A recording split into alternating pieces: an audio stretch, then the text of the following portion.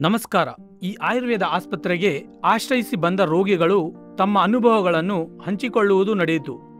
ಅವರು ನೋಡಿದ ಫಲಿತಾಂಶಗಳ ಆಧಾರದ ಮೇಲೆ ಅವರ ಮಾತುಗಳು ಹೀಗಿವೆ. ನಮಸ್ತೆ, ಶಾಂತಿ ಅಂತ, ಇಲ್ಲಿ RR ನಗರದ ಹಸ್ಬೆಂಡ್ ಮಂಜುನಾಥ್ ಅಂತ, 37 1 year ಆಯ್ತು. ಅದು ಶುಗರ್ ಅಂತ ಬಂದಿದ್ದು ನಾವು. ಆಮೇಲೆ ನೋಡೋಣ ಸ್ಕ್ಯಾನ್ ಮಾಡಿಸಿ ನೋಡಿ ಅಂದ್ರು. ಒಂದು CT ಸ್ಕ್ಯಾನ್ ಮಾಡಿಸ್ತು, ಮತ್ತೆ ಟ್ಯೂಮರ್ ಆಗಿದೆ ಅಂತ ಹೇಳಿದ್ರು.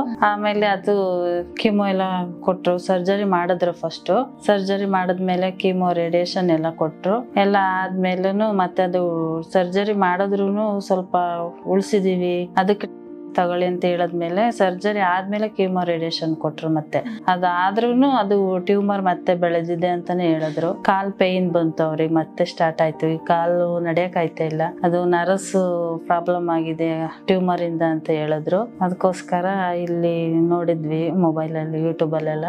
ಹಂಗಾಗಿ ಇಲ್ಲಿಗೆ ಬಂದ್ವಿ. ಅವ್ರಿಗೆ ಲಿಯೋಮಯ ಸರ್ಕೋಮಾ ಅಂತ ಹೇಳಿದ್ರು. ಇಲ್ಲ, ಏನು ಅವ್ರಿಗೆ 10 ವರ್ಷದಿಂದನೇ ಸರ್ಜರಿ ಆಗಿತ್ತು. ಸ್ಟೋಮಾ ಬ್ಯಾಗ್ ಹಾಕಿದ್ರು. ಅದಾದ್ಮೇಲೆ 10 ವರ್ಷ ಚೆನ್ನಾಗೇ ಇದ್ರು. ಅವ್ರು ಏನು ಪ್ರಾಬ್ಲಮ್ ಆಗಿರ್ಲಿಲ್ಲ, ಪೇಯ್ನೇ ಬಂದಿಲ್ಲ ಅವರಿಗೆ. ಸಡನ್ ಹಿಂಗ್ ಆಯ್ತು. ಆಮೇಲೆ ಟ್ಯೂಮರ್ ಸರ್ಜರಿ ಮಾಡಿದ್ಮೇಲೆ ಹೇಳಿದ್ರು, ಈ ತರ ಮತ್ತೆ ಟ್ಯೂಮರ್ ಬೆಳ್ಕೊಂಡದೆ, ಅದು ಅಷ್ಟು ಒಳ್ಳೇದಲ್ಲ ಅಂತ ಹೇಳಿದ್ರು. ಚೆನ್ನಾಗೇ ಇದ್ರು, ಏನು ಸಮಸ್ಯೆ ಇರ್ಲಿಲ್ಲ.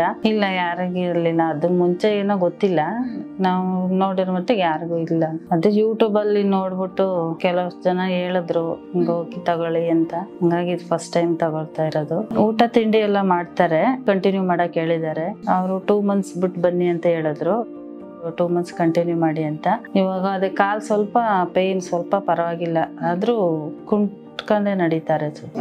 ಎದ್ದು ಓಡಾಡೋದಂದ್ರೆ ಎಲ್ಲೂ ಹೊರಗಡೆ ಎಲ್ಲೂ ಹೋಗಲ್ಲ, ಮನೆಯಲ್ಲೇ ಒಳಗಡೆ. ಒಂದು 3 months ಆಯ್ತು ಮೇಡಮ್. ಚೆನ್ನಾಗೇ ಇದ್ರು. ಜನವರಿಯಿಂದ ಸ್ಟಾರ್ಟ್ ಆಗಿದ್ದು ಪೇಯ್ನ್. ಅದು ಕಾಲು ಮುಂಚೆ 1 year ಚೆನ್ನಾಗೇ ಇದ್ರು, ಸರ್ಜರಿ ಆದ್ಮೇಲೆ ಚೆನ್ನಾಗೇ ಇದ್ರು. ಮತ್ತೆ ಕಾಲ್ ಪೇಯ್ನ್ ಸ್ಟಾರ್ಟ್ ಆಯ್ತು. ಗೊತ್ತು ಮೇಡಮ್, ಇದಾರೆ. ಅದೇ 1.5 month ತಗೊಳ್ಳಿ, ಇದನ್ನ ನಾವ್ ಹೇಳ್ತೀವಿ ಯಾವಾಗ ಏನ್ ತಗೋಬೇಕು ಅಂತ ಹೇಳ್ತೀವಿ ಅಂತ ಹೇಳಿದ್ದಾರೆ. Thank you. ನೋಡಿದಿರ ಅಲ್ಲವೇ, ಅವರ ಮಾತುಗಳಲ್ಲಿ ಇರುವ ಆತ್ಮವಿಶ್ವಾಸವೇ ಆಯುರ್ವೇದ ಸಾಧಿಸಿರುವ ಯಶಸ್ಸು.